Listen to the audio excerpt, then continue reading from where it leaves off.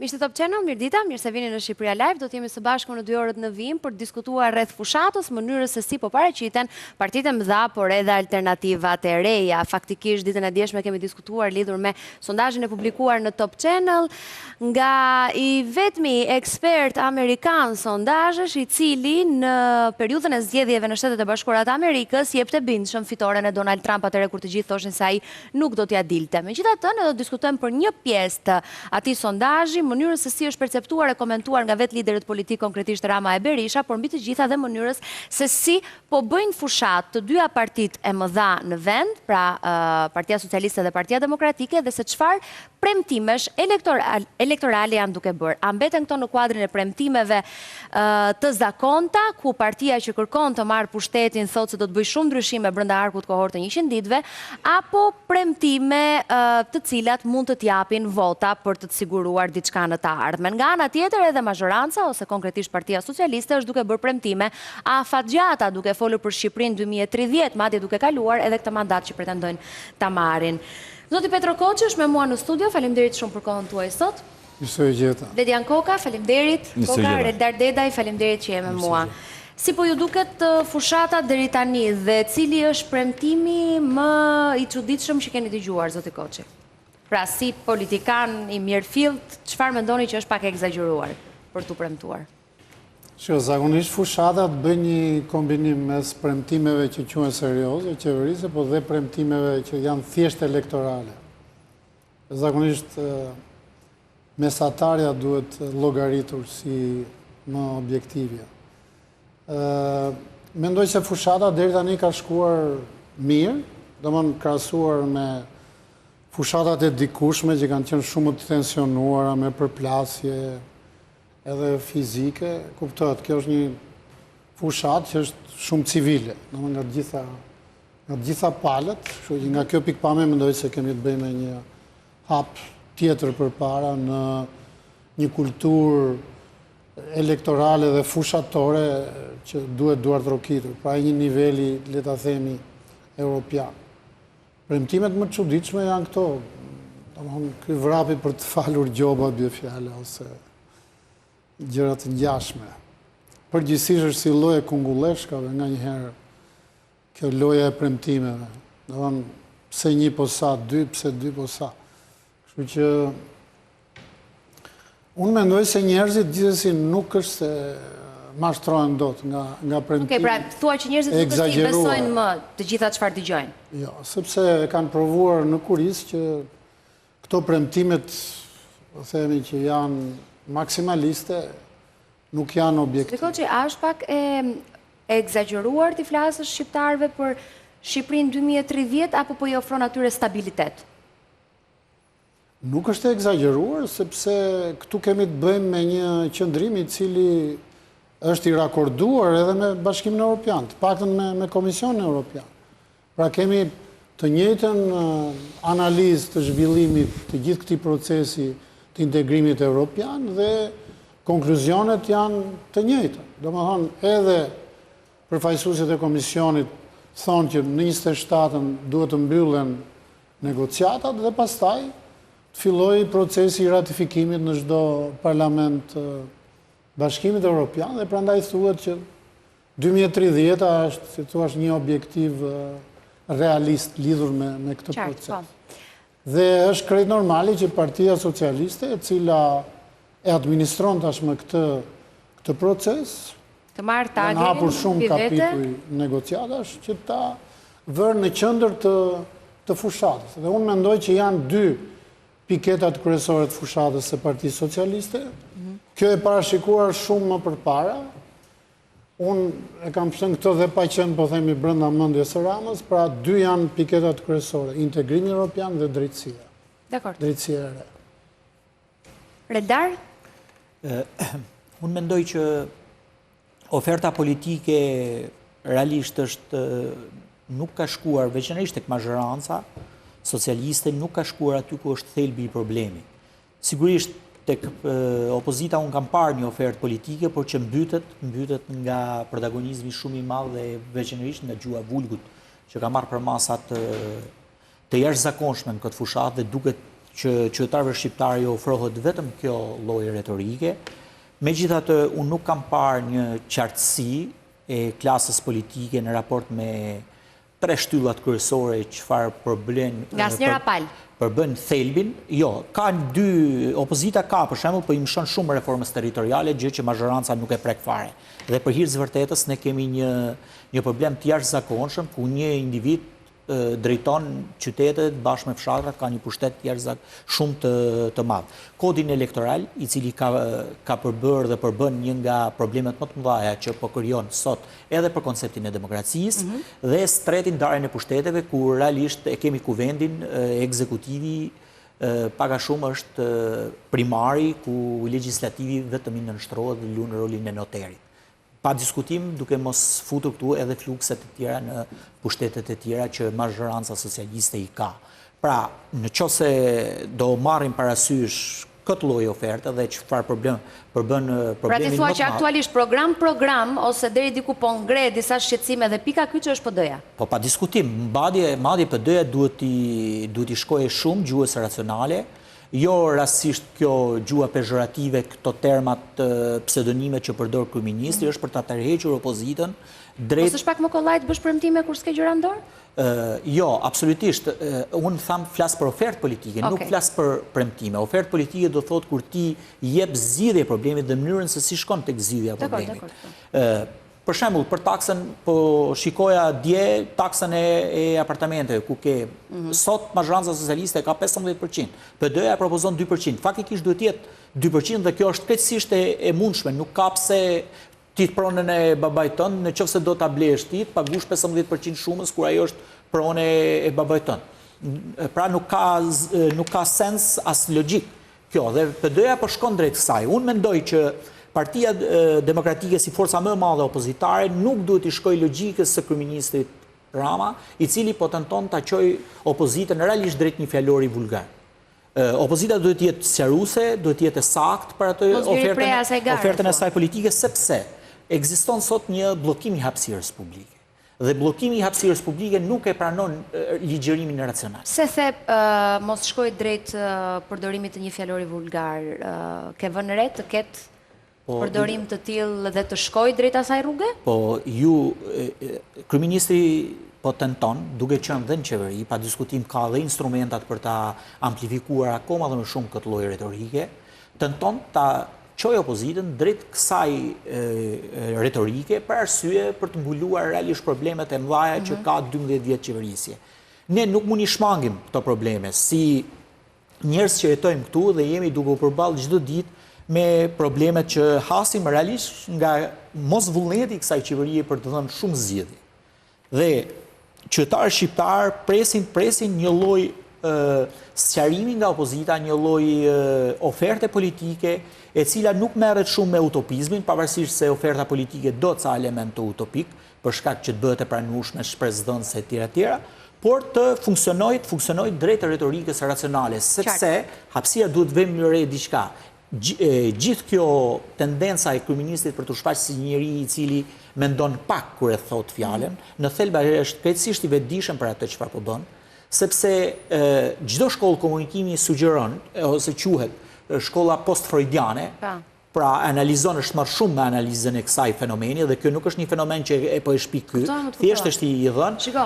Duhet të jetë sepse si thua që dua të shoh një fushat elektorale serioze me premtime apo me programe politike të mirëfillta, dhe s'dua të shoh kryeministrin që përdor ndoshta një gjuhë që për ty dhe për shumë veta nuk përshtatet, nga ana tjetër nuk do të shohësh që ti përgjigjen me të njëjtën monedhë. Ndoshta për ta formuluar më saktë, unë kërkoj nga opozita shqiptare, sepse nuk pres ndonjë gjë të re pas 12 vitesh qeverisje. Ja, po se po pres nga PD-ja. Po unë pres ofertën politike për hir të vërtetës.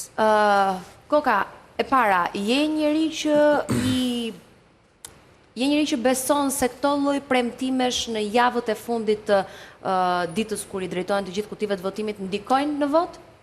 Pra mund të ketë ndryshime mendimi etj. Me radhë? Në një vend normal do duhet ndikonin. Okej. Kupton, në një vend ku njerëzit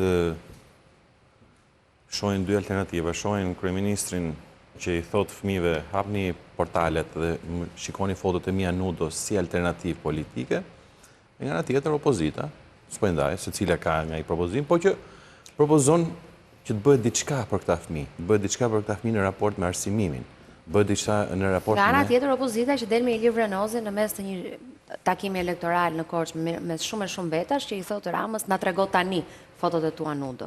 Pak a shumë. Po, mbarova. Pra mund të kursej. Jo, po të kthej përgjigjemi që... Jo, mbarova. Me që në prejve dy shok, dy kolegët e mi, ma lërë dhe mua. Dakor, përfundoj dhe pastaj. Ose mbaj shënime, pastaj jepi. Jepi. Gjithsesi, mua më pëlqen debat. Jo, dhe neve në ndërprej. As si fjalë. Po s'ka rëndësi. Më pëlqen gjithsesi. Që do të thotë, Ilir Vrenozi nuk kandidon për kryeminist. Mos bjerë prejimi, vazhdo aty ku e kisha lënë. S'ka problem. Edi Rama po. E kupton? Dhe koha ka treguar që Edi Rama, atë që thotë në mëngjes, korrigjon dark. Dakord për fëmijët. Ajo që bëri dje me autizmin, ishte treguesi njeriu minimalisht pa ndjeshmëri. Sepse autizmi vërtet, si më thënë, është diversifikim ndryshe, por realisht është dhe një problematik për familjet që e kanë. E kupton? Dhe të dalësh të thuash autik dhe të ambash gjithë ditën në artikulimin dhe vetëm darket, të dalësh ti 65 vjeç të thuash që unë se dia që pas ka ca vjet që autizmi që nga si mënyrë shprehje të sharit, do thotë që ti ke përshtysh ke mungesë, ke humbur kontakt me realitetin. Dhe ky është problem, ky është ajo që kemi thënë neve zotit Rama. Pra nuk është se neve jemi shqetësuar që zoti Rama ka një artikulim shumë më fantastik dhe në të parë dhe kjo edhe pa e mund opozitën me këtë. Ne thëmë kujdes se ky lloj komunikimi nuk duhet ta bëjë një kryeministër, sepse kryeministri është shëmbëltyra e parë e shtetit që është. Dhe kur ti gabon, pastaj si më thon kjo kthehet në trend. A e dini ju që pardje fjala më e kërkuar në internet ishte Edi Rama nudo. Ja, shikon ç'do thotë ta diktosh opinionin publik. A dini që dje gjithë ata që kanë fëmijë autik janë llahtarisur, sepse kanë parë që i pari i vendit në vend që ta kishte buxhetin e dedikuar atë që premtojnë darket për këtë kategori fëmijësh, në fakt fliste gjithë ditën autizmi për tallë. Pra për thonë që këta autikët janë çryk siç e përdor ai, se kur fluturon ndonjëri nga këto pastaj edhe do të ngulet. Kështu që kjo është si alternativa. I marrin fjalimet e Edi Ramës, i dëgjojmë 2 orë. Më thoni në cilin moment të fjalimit që organizoi fusha deri sot ka një fjali tjetër përveç se takohet me gratë dhe i thotë, kur erdha unë këtu, s'kishte asnjë grua, po ishin vetëm burra. Pastaj kalon kush lidhet me demokratët është qyryk dhe po të mos ishit juve këtu do merrte erë vendi, momenti i dytë, dhe momenti i tretë i thotë qytetarëve shqiptar si premtim. Do t'ju jap pasaportën, sepse me pasaportën çfarë do të arrijë qytetarë shqiptar? 1. Do të kenë mundësi të ikin nga Shqipëria. 2. Do të kenë mundësi të ikin nga Shqipëria për të kuruar. Dhe 3. Do kenë mundësi, citoj literalisht zotin Rama, të ikin nga Shqipëria për të punuar.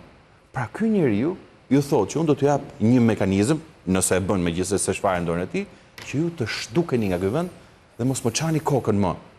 Me shëndetësi, me arsim, me siguri që ka dalë jashtë rendit, ka dalë halla, janë vrarë 4 fëmijë para se ditësh dhe ministri i brendshëm i këtij vendi ngushëllon shumë mirë bën. Ndarje nga jeta të papës, por nuk gjen momentin për të ngushëlluar atë ngjarjen e 4 fëmijëve që u masakruan në Tiranë. Tragjike shumë. A e kupton për çfarë po flasim neve? Dhe ti më thua mua që shiko se Sali Berisha mori pak Ilir Vrenozin, po me që flas për Ilir Vrenozin, pa nuk ishte Edi Rama që ju lutet Ilir Vrenozit. Është ajo që hajde, pra rapre. Hajde, ju kush rapre? Rapre Edi Rama? Edi Rama nga ata që bie pre është? Rapre. Edhe jo, pra jo, ai zotria tha nuk vi ke ty, tha. Pavarësisht se i tha ky hajde çketis, unë do të rregulloj shumë mirë. Unë do të bëj ty çat dushti, se ky është Edi Rama vërtet. Ky është magjistari që ka në dorë diellin dhe hënën, ka dritën dhe errësirën, ka të mirën dhe të keqen. Dhe ky mban dhe këto zarat me vete, tipit Gjergj Luca, e ka përsysh, dhe fiksish rasti, qofse ti do t'jesh me Ramën, ti je si Gjergj Luca, i cili një njeri banal, ka për dhe i shoqat kësh, dhe që Edi Ramën e ke ftuar me vete, dhe jo, i sekund, mund t'a fusësh dhe ja them dhe sy. E kupton, po kjo është modeli Edi Ramës, kjo është projekti Edi Ramës. Qofse arrim me Edi Ramën, ti mund të bëhesh si Gjergj Luca, ku mund të marrësh pronat e Elbasanllive, pronat e Koçarëve, të marrësh ekskluzivitetin e peshkimit dhe të nxjerrësh jashtë lojë gjithë kompanitë e tjera dhe pastaj ti bësh edhe Gallataxhiun, edhe Sazatorin e Oborit, që kur refuzon Ilir Vrenozi, refuzon Edi Ramën, futet Gjergj Luca me syçën dhe i thot: "Hajde Ilir, hajde hajmë në drekë dhe bëjmë një podcast bashkë dhe i zgjidhim këto gjëra." Pra kjo është Shqipëria e Edi Ramës. Kjo është Shqipëria, më fali se ta mbaroj. Po ta mbaroj se s'ka sens. Ja, mbaroj. Vetëm për mblidhje. Si jeni dy të opozit. Po jo mos kam atë pozitë, se unë e kupton, se unë kam gjë, as kam ndonjë të defensë gjë. Thjesht jemi gazetarë. Ta mbaroj edhe po them, shikoni se kush është alternativa. Kemi njëri i cili parat e qytetarëve shqiptarë ka vendosur të japi një 5-6 njerëzve në total, dhe kur vje puna, para 2 muaj tha qytetarëve shqiptarë që ato që premtojnë rritje 2 fshim pensionesh, minimumin etik janë sude. E mbajti 1 muaj këtë. Pastaj kur e pak e sondazhet që ky premtimi jo vetëm që ishte realizueshëm, por edhe po ngjiste tek qytetarët, e mori ky nga 200 e bën 400. Pra po ky. Tashi, unë mendoj që ky është një moment ky është tregues shumë i mirë. Po duhet edhe me sondazhe. Ledi një njerëz që i beson sondazheve? Unë jam një njeri që i gjykoj sondazhet në mënyrë, si më thënë, për të kuptuar se si është pasqyrimi i popullit. Më nxjerr atë po der sondazhin, s'ka problem. Se unë kam qenë këtu kur është sondazhi. Po e di që ishe këtu, po. Dhe unë kam një gjë. Sondazhet janë pasqyrimi real i të arsyeshmes. Dhe unë e kam thënë këtu dhe zoti Rama mori gjithë ditën me këtë deklarativin. Thamë, ose ky është një popull i smur që nuk e shikon që vendi po shkon keq më keq, ose ky është një popull që këtë e besoj fort pastaj, që është i intimiduar dhe si intimiduar nuk e ka për gajle të thotë që po, është në drejtimin e duhur. Dhe ajo që presun është reflektimi. Nëse nuk reflektojmë, jo, dakor, mirë, shem çfarë tha Rama dhe Berisha. Berisha u përpoq, domethënë të mos përmendte drejt për drejt sondazhin për të thoshte votoni me zemër, dhe nga ana tjetër edhe Rama po ashtu e komentoi. Shehim Ramën fillimisht, pastaj dëgjojmë Berishën. Po. Edhe sondazhisti Donald Trumpit me gjëra fjala e nxitë qartësisht, siç është e vërteta, që në 11 maj ka vetëm një fitues. Që të jemi të qartë. Dëgjojmë dhe Berishën? Ju bëj thirrje shqiptarëve të besojnë zemrave të tyre, mendjeve të tyre dhe asnjë ndikim nga asnjë përpjekje primitive për të manipuluar opinionin publik. Besojni zemrës. Regjia do më ndihmoni pak me sondazhin, e nisim nga Rama, e më pas mund edhe të ecim gradualisht, do doja sondazhin. Do ju lutesha. Faleminderit. Zoti Koçi, a i besoni ju sondazheve? A jeni ju një person që shikoj, ju në Partinë Socialiste shpeshherë, padyshim edhe në PD dhe kudo tjetër, bëni dhe sondazhe brenda për brenda. Sa ndikoheni nga to dhe çfarë efekti dhe impakti kanë në publik? Se një nga gjërat më të komentuara ditën e dieshme, padyshim vetëm nga Rama dhe Berisha, po kushdo që ka folur për politikë, ka folur për këtë sondazhin. Ndaj po ta bëj këtë pyetje. Po sondazhet janë shumë të rëndësishme. Para njëherë, në përgjithësi është provuar që thelbi i sondazheve ka dalë realist, apo jo? Edhe në zgjedhjet e tjera. Përtej dyshimeve që ka her pas here nga krahë të ndryshme të politikës apo dhe të analizës politike për mos besueshmëritë të tyre. Sigurisht që bëjnë dhe sondazhe të brendshme, pra partitë politike bëjnë sondazhe të brendshme, e para njëherë për të kontrolluar veten dhe e dyta për të rregulluar diçka në retorikën edhe në menaxhimin e fushatës. Sepse sondazhi nuk është thjesht një provë, po themi, e momentit se sa është përqyeshmëria e një subjekti apo një tjetër, apo të një leadershipi, po dhe kanë sondazhet problematika. Kështu që në raport me problematikat, rezultatet e tyre, edhe gjykimin që kanë qytetarët, ti mund të rregullosh diçka në Paka shumë ju, brenda Partisë Socialiste, kështu ju dalin sondazhet tuaja? Ne në përgjithësi dalin sondazhet një lloj me to sondazhet që po themi dalin në disa televizione dhe që janë të pavarura nga njëri tjetri. Po dëgjoj me vëmendje këtë komentin e Bledit, po padyshim njësoj si Bledi mund të ketë shumë persona të tjerë të cilët e mendojnë kështu, po Reldar, a mundet kemi të bëjmë me një lloj stabiliteti që njerëzit kërkojnë institucionalisht në momentin që thuhet edhe pas kaq shumë vitesh të pushtet drejtimi i duhur me përqindje më e lartë se sa drejtim jo i duhur? Dëgjoj, Sidorila, problemi qëndron se duke I thënë Mos më thuaj të njëjtën gjë që thon shumica që është opozita shumë keq dhe prandaj del kështu. Jo, nuk ta them, do të them diçka si mendon? Opozita madje por është ristrukturuar në premisat të jashtëzakonshme, nuk e kam menduar që mund vinte në këtë lloj forme opozita. Pa diskutim ka defektet e saj, por e shoh shumë potencial. Pse prap del kështu? Por unë mendoj këtë gjë, përsa I përket teknologjisë së sondazheve. Sondazhet, sigurisht ka sondazhe të sakta, ka kompani serioze, të cilat bëjnë një lloj orientimi të votës, por 53.3% pëlqimi I ndaj kryeministrit Edi Rama, unë nuk mendoj që është shumatore këtyre të dyjave, është shumatore pëlqet, shumë e pëlqet disi. Po unë nuk e konceptoj dot që Rama ka ngritur institucione. Kjo qeveri, flasë Rama, qeverisja socialiste ka ngritur institucione. Përkundazi kemi dëmtim të institucioneve. Pse? Ma vini pak dhe Berisha? Sistemi autokrat që ka ngritur, qofte edhe me imponimin që I bëri opozitës për kodin zgjedhor, ku një individ merr vendimet në emër të gjithë partisë. Pra, po atëre pse një individ që është larguar që nga 2013 ka prap nuk pëlqet në nivel të lartë. Autokracia, edhe Erdoganin për shembull I cili po e shkatron komplet edhe kulturën ataturke me këtë lloj autokracie dhe ne nuk mund të flasim se kanë ngritur institucione pavarësisht se është shumë mirë kur e krahason nga GDP-ja, nga gjitha zhvillimet në raport me Shqipërinë, por kjo nuk do të thotë se e ka qenë institucion, se kur flasim për ndërtim institucionesh. Nëse votohet sot që flasim bashkë në studio retar. Kjo është një nga elementet e di çfarë do të thotë thelbi I propagandës është? Propaganda është pika më suksesshme e një niveli të propagandës është kur ti nuk e vërteton dot dhe as nuk e hedh dot poshtë. Dekord, pra. Ktu ngrihet mbi këtë parë. Nëse votohet sot kush fiton për ty? Unë mendoj që sot, nëse votohet sot, opozita ka shanse të jashtëzakonshme duke parë nivelin e varfërisë dhe depresionit. Fiton opozita, thua ti? Mendoj që opozita në qoftë se do të ishte e bashkuar dhe është... Mbi ç'baza e thua këtë? Mbi projekcionin e 2021-shit. E zgjedhjeve 2021. Sot PD-ja është më e fortë apo më dobët se 2021? PD-ja është shumë më e fortë sepse është alternativë shumë e vërtetë. Në kuptimin si është alternativë parimore dhe shumë e vërtetë. Pra, asnjë simpatizant I Partisë Demokratike, I të djathtës shqiptare, qoftë edhe ne, të cilët anojmë I çik tek mesi, tek prerja art, nuk mund të themi që Partia Demokratike si forca më e madhe opozitare nuk është e vërtetë.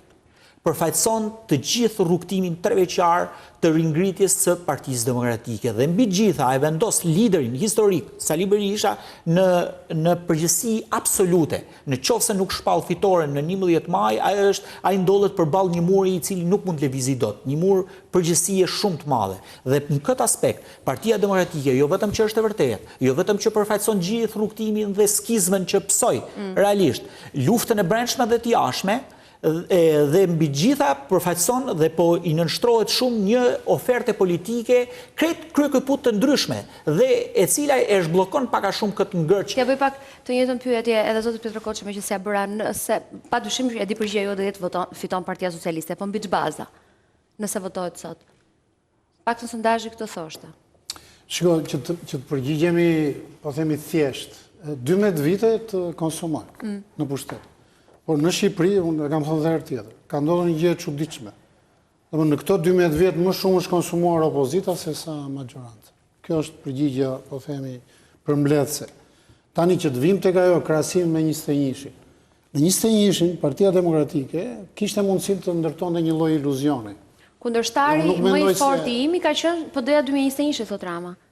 Po pra, edhe unë kështu gjykoj, pse, sepse në atë kohë kishte një lloj iluzioni që kjo ishte një parti që mund të bënte diçka të re, në krahasim me vetveten e viteve më parë. Ndërsa me rikthimin e Sali Berishës në krye, tashmë ky iluzion është I rrëzuar. Dhe në përgjithësi, unë mendoj që kjo është kriza themelore që ka sot opozita dhe Partia Demokratike. Pra, rrëzimi I iluzioneve se mund të ndërtonte diçka të re. Problemi është se ti mund të po themi në retorikën politike dhe në fushat, ti mund të hedhësh kështu teza që mund të quhen të reja.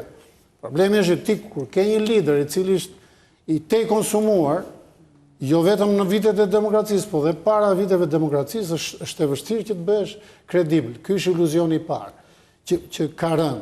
Iluzioni I dytë është ardhja e La Civita. La Civita erdhe dhe u përpoq Partia Demokratike të ndërtone një iluzion të ri, që ky erdhe dhe do menaxhohet një fushat ndryshe, ky do sjell një imazh tjetër, etj. Tani edhe ky iluzion ka rënë. Domethënë, kriza, mendoj unë, në Partinë Demokratike, me ardhjen e La Civitas, u thellua, nuk është se domethënë nga kriza shpëtoi Partia Demokratike. Kriza që është kriza e leadershipit dhe e simbolit të leadershipit që është Sali Berisha. Dhe po të shikosh, po themi, dhe thagmat me natyrë mendore, këto përçartjet mendore të Berishës, me ardhjen e La Civitas u shtuan, nuk është se tani ka duhet të pranojmë dhe i gjë zoti Koqi se ideja që ndron që Sali Berisha, unë nuk jam partizan i fakti që Sali Berisha drejton për shkak kësaj jetëgjatësie të madhe në politikë, jo për gjë tjetër. Dhe unë mendoj që një risie tjetër, por nuk mund t'ja mohoj as një vlerë që e mori Partinë Demokratike të copëzuar, të shkatëruar, komplet jashtë çdo lloj buslle orientimi dhe për hir të vërtetës e bëri alternativën kryesore ndaj mazhorancës socialiste, e cila është një mazhorancë absolute sot, duke pasur pushtet qendror dhe pushtet lokal. Doja ishte. Jo, për Ramën është Lulbasha, për hir të vërtetës rivali kryesor, por fakti që ndron që përballë mazhorancës socialiste është kjo alternativë.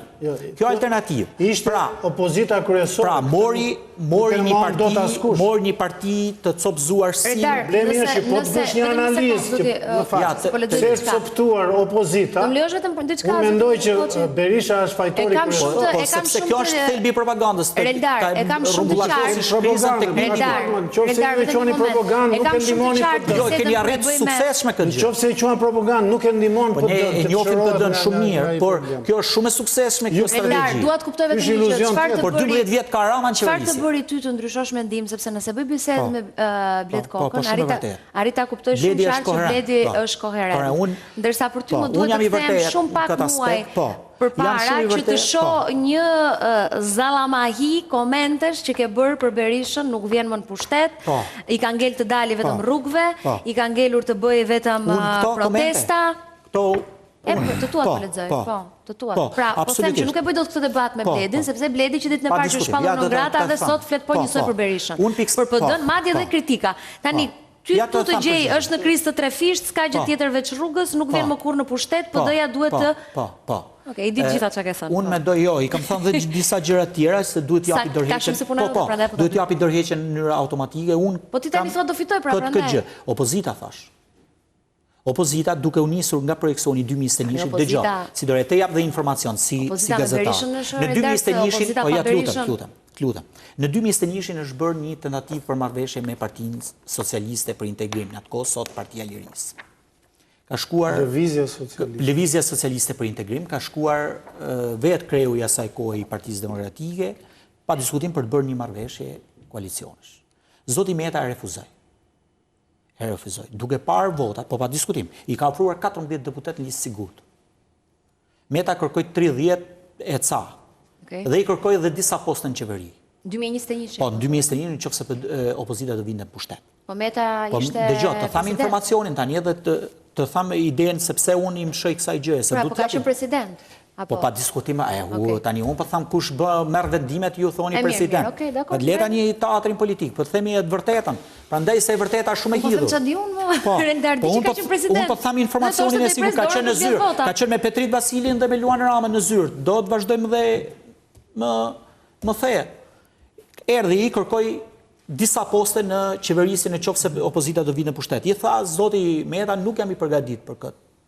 Për këtë bisedë do vi javën tjetër dhe të bisedojmë. Tha Basha. Po, të bisedojmë, por unë të propozoj 14 emra në listë sigurt të opozitës. Meta nuk e pranoi, se arsyet sepse nuk e pranoi Meta nuk e di, por nëse do përmbledhim këtë lloj shumatore të 2021-shit, pra nëse Meta do kishte pranuar të ishte me 14 deputet në listën e Partisë Demokratike, pra si një opozitë bashkuar, po pa diskutim se do fitohet 500 lezhë dhe një 5 deputet të tjerë. Pra nuk është kjo gjë. Unë mendoj që kjo kjo skem tashmë pavarësisht se kanë ndryshuar gjëra, por edhe burgosja Erion Velis ka bërë, edhe ikja e Benametajt, nuk kanë qenë këto në 2021. Mirë, do i shojmë të sondazhi javën tjetër se si do dalë. Sepse sondazhi aktualisht, ai që ne analizojmë, para njëherë Deliaj nuk ishte arrestuar. Kjo është arsyeja ime. Bashës ishte krijuar si parti. Po si Dorela, kjo është arsyeja ime se unë mendoj që opozita ka shanse për të ardhur pushtet. Për sa i përket ato të zotit Berisha, i mendoj as ti presi nuk i heq. Pra ti mendon që Berisha nuk vjen pushtet? Unë mendon njësoj. Unë mendoj që Sali Berisha, duke qenë kryetari i Partisë Demokratike, e pengon shumë rotacionin politik. A vjen apo jo në pushtet Berisha? Po kush? Partia Demokratike. Berisha më është PD-ja, po shkoj PD-ja, shkon dhe Berisha. Tani mendoj me bashkimin me futjen e LSI-s, pa diskutim që është alternativë për të në pushtet. LSI-ja për ty është faktor? Pa diskutim. Partia Lirisë. Po pa diskutim. Një argument, po t'ja fjalën mbledhet se. Një argument lidhur me shumatoret e votave në koalicione. Nuk duhet të ngatrojmë rastin kur partitë politike janë në lista më vete dhe kur partitë politike janë me listat të bashkuara me njëra tjetër. Kur janë me lista më vete, kanë më shumë generator votash në terren, pra, nëse LSI-ja për shumë kësaj radhë do të ishte veç, do të kishte 186 kandidat në të gjithë vendin. Sot nuk e ka këtë. Pra ti thua gabim që kanë dalë bashkë? Jo, nuk ka lidhje me gabimin. Po them në llogarinë e votave, pra ti merr votat veç kur je si parti më vete dhe ke më shumë generator në lojë. Prandaj kam thënë që këto zgjedhje janë si zgjedhje vendore, se është proporcional rajonal. Pra ti ke një listë deputetësh që luftojnë atje me njëri tjetrin për të bërë deputet. Pra, në rastin kur dy parti kanë listat e përbashkëta, nuk kanë më dy fishin e kandidatëve siç mund ta kishin duke i pas veç e veç. Prandaj llogaria që bën zotëria është gabim. Po diskutoja Bledi me të ftuarit edhe ditën e djeshme lidhur me sondazhin, edhe pak a shumë po përpiqesha të kuptoja një detaj. Edhe partitë e reja kishin një farë përqindje të vetën, në lider të paktën, zoti Lapaj, zoti Qori, zoti Sheja e tjerë me radhë. Dhe teksa pyesja, okay, nëse zoti Agron Sheja do marrë këtë përqindje që ka edhe në sondazh, ku t'ja merr votat, rezulton, sigurisht merr më shumë votat djathta, kam përshtypjen nga e shkuara. Matur këtë. Ja, aty do dalë, pra këtë do të të pyes ty. Pastaj, nëse flasim për zotin Adriatik Lapaj, po ashtu mund të preki votat djathta. I vetmi që mund të rrezikonte deri diku të merrte vota të majta për partinë në pushtet e Partisë Socialiste. Jo. Ai mund të marrë vota të majta. Pra, rezulton që më shumë figurat e reja që kanë dalë jo me Partinë Demokratike dhe opozitën, mund ta dëmtojnë duke i marrë asaj vota. Ti e sheh si dëmtim apo sheh që nuk cekin vota të djathta? Të shikom. Partitë e reja, flas për Shejaj, Lapaj. Unë mendoj fort që kjo është një artikulim i asaj që propaganda do të shpalosi. Okej. Besoj unë. Sepse në qoftë se partitë e reja merren vetëm djathtas, atëherë kjo që nga një strategji e mirë menduar me në krye Edi Ramën, apo? Sepse Edi Rama intereson një opozitë. Jo, ne po bëjmë një analizë. Se di pastaj. Po bëjmë analizën. Ishte kështu. Është dhe ide është këtu, domethënë, që perceptimi është ky që është ngritur. Po atëherë unë mendoj që kjo është realisht një lojë e propagandës për të thënë që këtu ne duhet të rindërtojmë opozitën, jo sepse pushteti është i paprekshëm. Pushteti është në rregull, pushteti funksionon shumë mirë, Shqipëria është kështu që çfarë do bëjmë? Hajde tani luftojmë për vendin e parë në opozitë.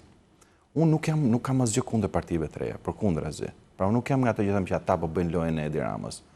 Ama unë mendoj që duke parë rrezikun që nëse Edi Rama vazhdon merr një mandat të katërt, këtu jo vetëm për Shqipërinë, pa diskutim që do të jetë më madh, por sidomos për situatën politike, për demokracinë politike do të jetë një vrasje kolektive dhe është një vetvrasje edhe për forcat e reja.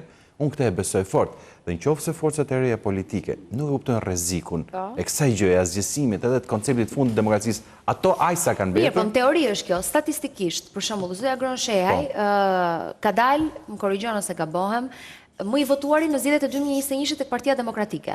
Po ashtu, Lulzim Basha ka qenë kryetari i Partisë Demokratike. Sot nuk janë atje dhe dalin si alternativa në vete, euroatlantikët dhe mundësia. Prandaj e bëj këtë lloj rezumea, se ndoshta padyshim që nuk është taksative që do marrin të djathta. Patjetër. Unë po them edhe një herë, këta janë në drejtën e vetë të kryen parti. Si që janë në drejtën e vetë maten edhe forcat elektorale, si që janë në drejtën e vetë të marrin vendimet para edhe post-elektorale, post-zgjedhore. Kështu që e gjitha mbetet për të parë. Situata unë mendoj që e dikush është gjë më mirë, ose optimizmi im që kam në këtë fushat, që për herë të parë, pavarësisht se sondazhet e japin diferencën, disbalancën shumë madhe mes forcave politike, sërish po t'i lexosh dhe besoj që edhe sondazhi i ardhshëm, qoftë i prillit, qoftë i marsit dhe qoftë edhe i prillit, pasi duhet të jepet sërish brenda 2 javorit që ka ngelur, do japin një panoramë tjetër, një panoramë e cila, si më thënë, për mua nuk është pesimiste, është një panoramë e cila e projekton deri diku po. Pra parashikimi yt është javën tjetër kur dalë sondazhi i radhës do ketë një përqindje më të lartë. Po, sepse duhet të them qytetarëve që ky është një sondazh i shkurtit. I shkurtit, po, është sqaruar disa herë kjo pjesë. Dhe duhet patë parasysh. Shumë zhvillime s'kishin ndodhur deri atëherë. Shumë zhvillime nuk kishin ndodhur. Ndoshta shqiptarët mund të jenë egzaltuar me figurën e Tiranës, mund ta bëjnë 60% me që njeriu i krahut i djathtë është sot në burg për si ai duhet, Erion Veliaj. Pra, këtë po them pra, ndoshta po them, po ndoshta unë besoj që do duhet të reflektohet edhe sondazhe, që njeriu të cilin zoti Rama ka 3 mandate që e mbështet në krye Tiranës, i ka besuar punët e tjerë dhe që doli hajduti hajdutave. Po në sondazh pritet të Rafal, tjetra dhe mbrojti. Shiko, sondazhet ato janë pikët këto janë, i qini janë ata. 50 njëri, 50 tjetri, 60 njëri, 40 tjetri. Pra nuk është se Edi Rama do shkoj 55 dhe po do të rritet 75. Mendoj që aty janë. Prandaj që kjo është një betejë shumë delikate, e cila duhet parë deri në fund, për mendimin tim është shumë interesante, e cila është në një fushë të minuar për shkak të ndryshimeve të kodit zgjedhor, për shkak të angazhimit të aseteve patronazhistëve, për shkak të përdorimit të gjithë asaj që në 2021 u konsiderua si modeli i partisë dhe shtetit që u bën një, dhe që besoj që mbas 4 vjetësh kjo është ngjitur në apogjeun e vet të përdorimit, po që gjithsesi unë mendoj që situata nuk është aq e nder dhe që ka shumë mundësi që opozita e bashkuar dhe këtu pajtohem me Eldarin dhe në mos e bashkuar para, mund bashkohen dhe mbrapa, të bëjnë një gjë që ndoshta askush nuk e sheh, por e sheh vetëm njëri dhe mua më pëlqen që ai e sheh. E sheh vetëm Edi Rama, i cili është kapur fort mbas sondazhit të sondazhierit të Trump. Pse e bën ai këtë? Pa diskutim që zoti John McLaughlin është sondazhist i Trumpit. Po nëse pajtohemi që John McLaughlin është sondazhist i Trumpit, atëherë do pajtohemi edhe që Krisla Civita është strategjist i Trumpit. Dhe nuk mund të ketë sondazh, nuk mund të ketë rezultate sondazhe nëse përpara nuk ka një strategji e cila e bën atë zotërin fitues. Ka qenë puna e Krisla Civitës dhe edhe zonjës Mëraj që është atje që është shef e kabinetit, janë të dy ata, që e bën që ke sondazhet e këtij e zotit McLaughlin të dali zotit Trump fitues. Pra, o janë të dyja, vlen të dyja, o s'vlen asnjëra. Dhe gjë të bëni një ndërhyrje? Vetëm shumë shkurt. Po, shumë shkurt. Ka një qasje që në hapësirën publike, për shembull, ti trajtoni qoftë gazetarët, qoftë ata si natyrë militantësh. Tani e kemë Petrokoçin, besoj. Prit, jo, ne kemë gazetar jam unë. Okay. E ti trajtoni si mënyrë militantësh. Për shembull, edhe aty që më bëre deklaratën e ato deklaratën. Unë gazetar jam, se jam. Jo, po i referon vetës, si militantizëm. Por harroni që për shembull me gjithë lëvizjet që kam bërë unë jam bazuar mbi për shembull mbi lirinë e individit.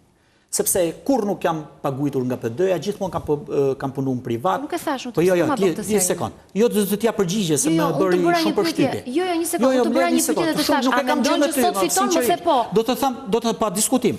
Por ajo çfarë vlen si shoqëri edhe pse dalim kundra, edhe me guxim, realisht se nuk janë deklarata pa guxim këto, dalim se konsiderojmë shumë të shenjtë rotacionin politik. Dhe rotacioni politik ka vlerë të jashtëzakonshme. Unë personalisht, pse e dal këtë gjë dhe nuk e pranoj, dhe i shkoj të vërtetë, se vërteta të përplas në hone të pa parashikueshme. Rotacioni s'mund të jetë qëllim në vetvete. Qëllim vetvete është sepse është nëse ka diçka të shenjtë sot, është rotacioni politik. Po të marr një shembull. Është progresi.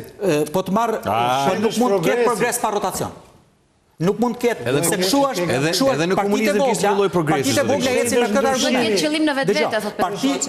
Është qëllim në vetvete, është emergjencë kombëtare rotacioni politik. Është emergjencë kombëtare, nëse njerëzit nuk e kuptojnë, nëse gazetarët, shtresa që pak a shumë ka mendim dhe punon me mendimin, nëse nuk e kuptojnë se rotacioni politik është emergjencë kombëtare, atëherë ne flasim kot. vetëm qëraja e shtëpisë, unë vetë personalisht, unë nuk mund dalë kundra interesit tim personal dhe familjes time, se jam një familje re, paguj 550 euro qëra në muaj, që do thotë është me lartë sa rroga mesatare, kupton? Dhe çdo deklaratë që kam bërë unë, që unë e kam bërë për hir të rotacionit politik, për hir të forcimit të opozitës, se e shoh si vetmja forcë politike që mund ta kryejë rotacionin politik dhe nuk mund dalë kundra vetës. Kjo është e vërteta dhe kjo njerëzit nuk duhet të bëjnë mbrapsht për shkak një deklarate, sepse pa diskutim e pengon Sali Berisha rotacionin politik, e pengon shumë, por më shumë e pengojnë këto partitë e reja, sepse edhe nëse janë votë parimore, është votë që nuk i shkon rotacioni politik, e pengon rotacionin politik. Çdo votë që shkon jashtë rotacionit politik. Nevojë të sqarosh. Jo, po them vërtetën, kjo është e vërteta. Partitë e reja çfarë dalin këto? Po partitë pse ke thënë atë? Jo, nuk e kam kompleks më jo. Po e di që se ke kompleks. Po duhet të them vërtetën, po kjo është tani. Në program bashkë unë kam dëgjuar me vesh të mi që ke thënë gjë tjetër. Prandaj të pyeta e thash, pyetja si ja bëj dot Bledit, po mund të ta bëj shumë lehtë ty sepse atëherë më ke thënë kështu dhe tani kështu. Do të dia vetëm arsyet pse mendon që këtë herë PD-ja mund të vinë në pushtet. E di që se ke sqaroj dhe unë që mendoj që PD-ja është vetëm forcë sot. Është vetëm forcë politike, pikë pari unë nuk dashurohem me individët, dashurohem me parimet. Individët shkojnë e ditë. Prandaj jam besnik institucioneve. Ata që dashurojnë individet lidhen me interesat. Lidhen me rrobë, lidhen me punë, lidhen me këto. Unë nuk e kam këtë problem. Kupton? Ata që lidhen me individet, mbrojnë individet, ata që mbrojnë Edi Ramën sot. Edi Rama ka lidhje me socialistët sot? Vetëm një pyetje më bën. Politikat ekonomike që ka bërë qeverisja e mazhrancës ka lidhje për socialistët, po dashurojnë Edi Ramën se dashurojnë o korrupsionin, o dashurojnë rrogën, o dashurojnë këto. Kjo është benefitet. Dhe qytetarët duhet ta kuptojnë. Edhe revoltën time. Unë duke thënë sepse unë jam shumë i artikuluar, po është mbi bazë korrupsionit, po jo mbi bazë të si. Përpara se. Po pse? Po kjo është korrupsion, trafikim, kush e bëri kanabizimin? Kush e bëri kanabizimin? Po shiko tani. Po gjithë politika rotacioni nuk është qëllimi vetvete. Qëllimi vetvete është ndryshimi, është përparimi, është progresi. Po, a mund të bëjmë nuk është prapakthimi. Prapakthimi vërtet mund të quhet ndryshim, po është ndryshim i mbrapsht. Ka një pyetje koka. Jo, kam për këtë. Shkurt të lutem. Kjo është teza, nuk është e nevojshme rotacioni, thotë zoti Koçi, por është nevojshëm ndryshimi. Edhe në komunizëm kishte ndryshime shumë thelbësore. Nga 45-a kur visheshim me Ferexhe, u ndryshua dhe u veshën të gjithë si burra. Edhe në komunizëm nuk kishte drita në para 45-ës, por u ndryshua dhe u ngritën hidrocentralet edhe pati ndryshim. Por ama Kona tregoi që vetëm duke ndryshuar dhe pa rotacion, vendi shkoi në gremin. Dhe tezë më të fliqur që ka prodhuar Rilindja, që të thuash ndryshimi është i rëndësishëm, po jo rotacioni, kjo është fiks logjike.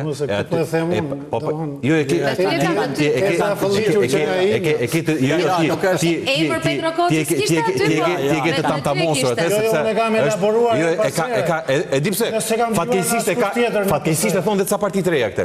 Që këtu s'ka rëndësi rotacioni, këtu ka rëndësi ndryshimi. Dhe ndryshimin e bëri dhe regjimi komunist. Por mbajti 45 vjet dhe hëngrën barë. Jo të them dhe këtë partitë e reja më shumë janë si sindikata se sa si partitë politike. Dakor, mos i paragjykot, shohim se do dalin në zgjedhje. Video më virale e 24 orëve të fundit është ajo e publikuar nga kandidatja e Dona Bilali në Shkodër, por më pas e fshir nga rrjetet e saj sociale, megjithatë u bë shumë virale në rrjet dhe u komentua nga të gjithë. Edhe një sy shumë shkurt dhe nga një koment të shkurtër, se si po bëjnë fushate dhe sa ndihmojnë apo dëmtojnë të tilla lloje videosh, të cilat ajo i kanë konsideruar me humor. Shohim pak bashkë. Gjyshmar. Që si e mërë gjysh? Nuk jam mirë. Se mërë gjysh si mirë? Apo ma thret doktorin. O, doktor gjyshi. Qa po gjyshi? Nuk ka mirë. Lutem. Zotni, nëse janë kohë, që kështë sëllë? Doktor, a mund të më rinjë 11 mojnë, doktor? 11 mojnë i të shpila? Po. Po pse? Po i kam dhënë fjallën e tënës për me votu. Po ti pa he burë, po dej me 11 mojnë ti po shkën kam tuja. Ma gëzësh mandatin e Dona Bilali. Gjyshmar. Kjo është video që është komentuar, është bërë virale, vetë zënja Dona Bilali nuk është se ka dhënë asnjë koment. Thjesht në momentin që e ka publikuar, ka thënë që në Shkodër gjithmonë kështu funksionon, me pak humor. Humori pa pranueshëm. Po? Kaq. i papranueshëm edhe është mirë që të kërkoj falje. Janë ca vite që po i komentove humbin vlerën që kam. Jo, të kam parë që ke pasur kritika për disa video të Partisë Demokratike, kështu që jenë të njëjtën limbë besoj edhe për këtë. Kështu që besoj nuk jam kritik kështu thjeshtit majtës. Çfarë them unë që do të kefes. Po mirë, efektin e pas ka bërë se Dona Bilali tha, nuk mund të konceptohet pa humor Shkodra dhe ty të bëri për të qeshur. Faleminderit shumë. Unë kam qesh dhe me video të tjera, por në raport me atë që presin, pastaj është skandaloze gjitha. Faleminderit shumë. Reldars, besoj ke ndonjë koment për video? Okej. Faleminderit shumë. Bledi, shumë faleminderit, zoti Koçi. Shumë shkurt një hapësirë publicitare, kthehemi përsëri bashkë.